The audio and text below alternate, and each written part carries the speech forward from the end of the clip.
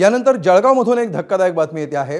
Fattepur police Thane हद्दीमध्ये 40 वर्षीय महिलेवर सामूहिक बलात्काराची खळबळजनक घटना घडली आहे। या प्रकरणी पोलिसांनी 15 पैकी 14 आरोपींना अटक केली आहे। 2 जून रोजी देऊळगाव कापूसवाडी रस्त्यावरच्या ठांबर्डा नाल्याजवळच्या जंगल परिसरात 40 वर्षीय महिला तिच्या मित्रासोबत बसली असताना तिच्या मित्रासमोरच 2 आरोपींनी जबरदस्तीने सामूहिक बलात्कार केल्याचा आरोप करण्यात आला आहे। तर इतर आरोपींनी संपूर्ण प्रकाराचं मोबाईलवर चित्रीकरण केलं होतं।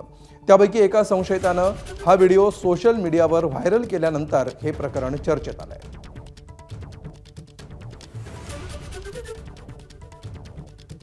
आज रोजी पीडिता यांनी जी तक्रार दिलेली आहे त्याप्रमाणे सदरचा गुन्हा दाखल करण्यात आलेला आहे। सदर गुन्ह्याचा तपास PI Kasar police station Jamner हे करीत आहे। सदर गुन्ह्यातील एकूण 15 आरोपीपैकी 14 आरोपी पोलीस स्टेशनच्या ताब्यात असून त्याची पुढील प्रक्रिया करत आहोत।